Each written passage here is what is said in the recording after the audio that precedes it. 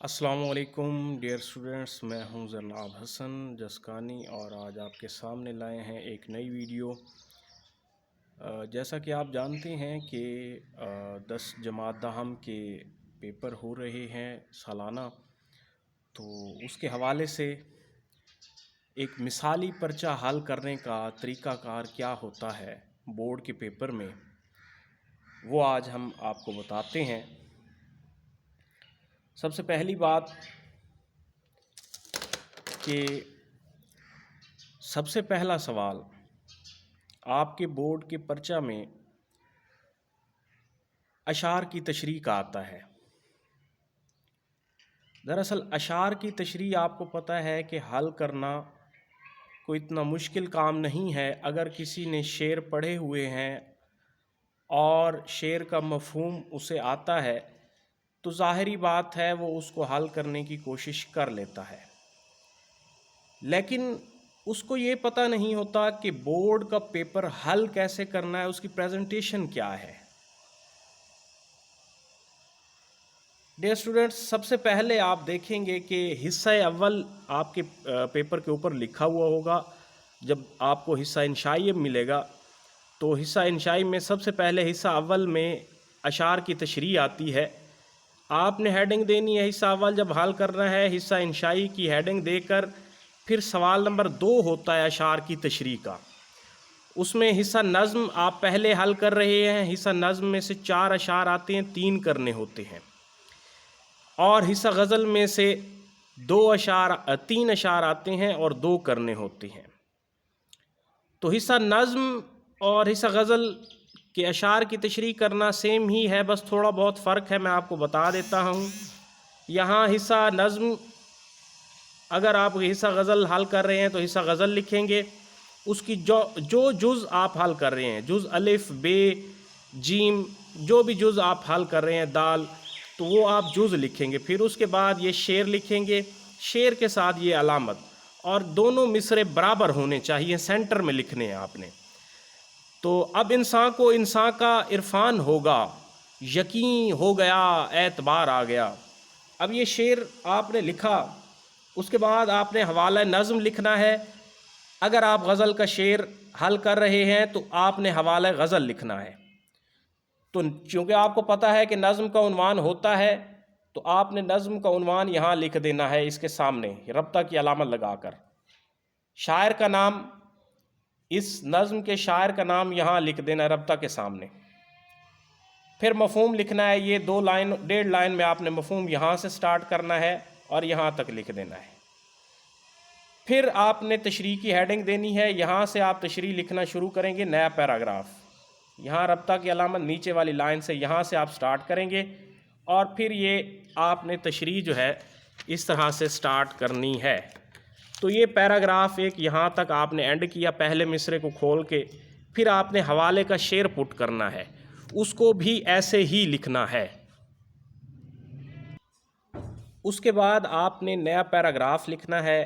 फिर नया पैराग्राफ यहाँ एंड करके यहाँ से आपने नया पैराग्राफ स्टार्ट करना है, यहाँ से स्टार्ट नहीं करना। जब भी नया पैराग्राफ स्टार्ट करना है तो यहाँ से करना है आपने, और एंड यहाँ पर करना है। फिर आपने हवाले का शेर लिख देना है और ये एंडिंग लाइन लगा देनी है। ये है एक शेर की तशरीह करने का तरीक़ाकार। अब देखें स्टूडेंट्स, आप यहाँ पर हवाला नज़्म लिखेंगे, क्योंकि अगर गज़ल का शेर हल कर रहे हैं तो हवाला गज़ल लिख के गज़ल का उन्वान होता नहीं है। तो आपने सिर्फ शायर का नाम लिखना है, फिर मफ़हूम और तशरीह। इसके अलावा और चीज़ें ऐड करने की ज़रूरत नहीं है, क्योंकि आपके पास टाइम भी कम होगा और सफ़हात भी कम होंगे।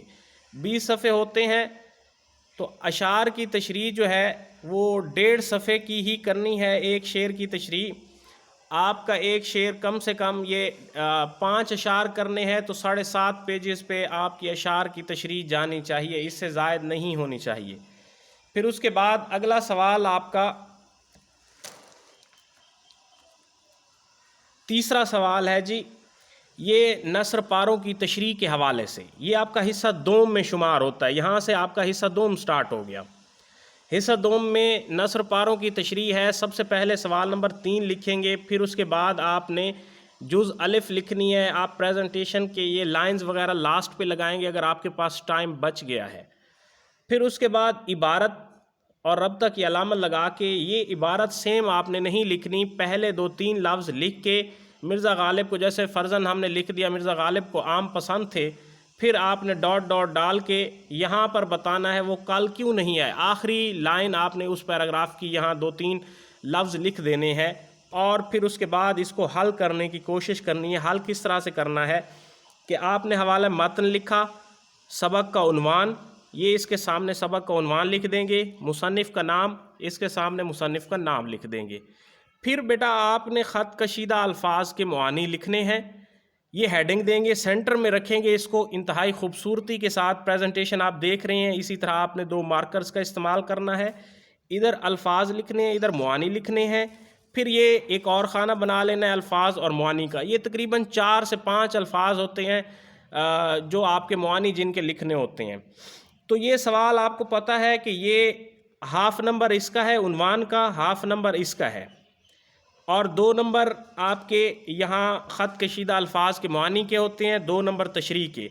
ये एक पैराग्राफ 5 नंबर का होता है। ये बोर्ड के पर्चे में 2 पैराग्राफ आते हैं और दोनों के दोनों ही हल करने होते हैं, दूसरे के ही सेम नंबर हैं।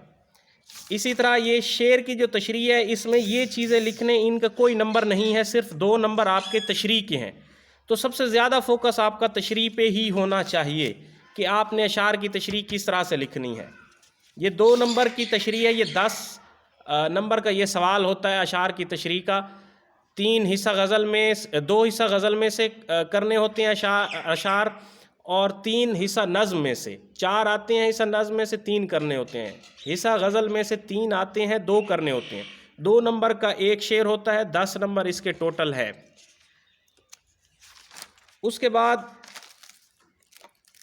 ये आपने तशरीह की हेडिंग दी, यहाँ से तशरीह लिखना शुरू कर देंगे और ये आपने यहाँ पैराग्राफ एंड किया। फिर आपने कोटेशन लिखनी है।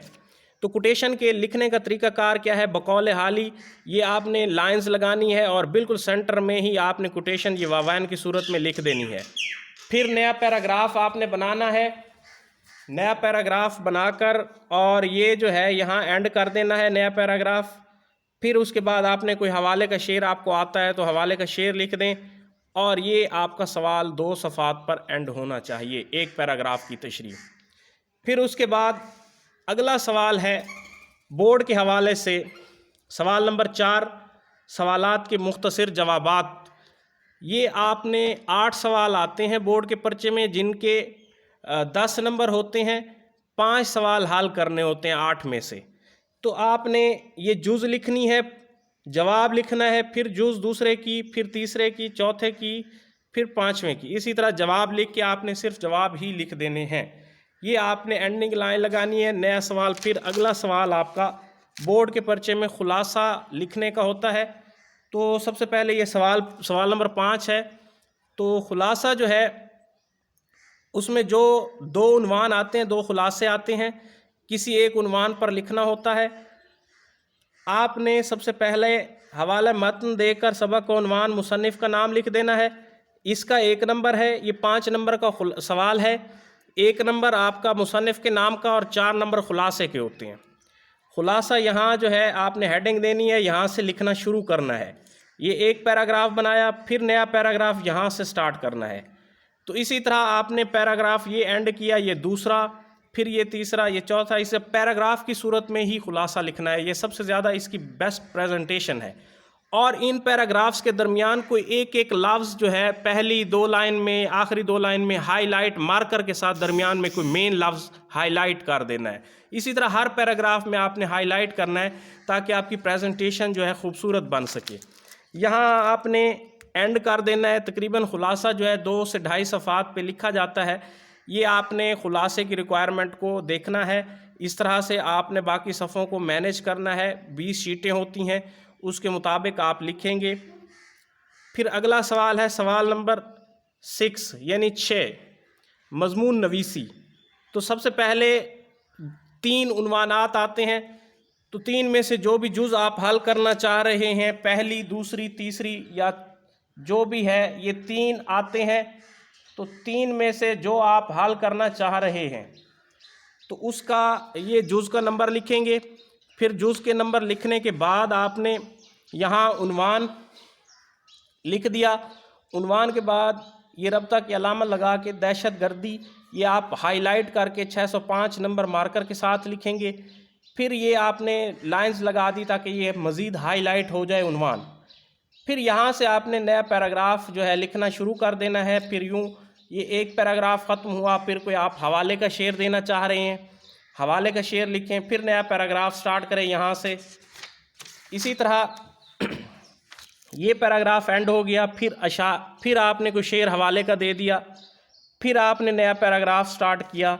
फिर कोई अगर कॉल आपको याद है तो कॉल लिखना चाह रहे हैं तो कॉल को लिखने का तरीक़ाकार यही है, वावैन की सूरत में आपने सेंटर में ही लिखना है। फिर आपने यहाँ नया पैराग्राफ बनाना है और फिर इसी तरह कोई शेर, नया पैराग्राफ, फिर शेर, नया पैराग्राफ। इसी तरह ये सवाल आपका कम से कम 5 सफ़ात पर मुश्तमिल होना चाहिए।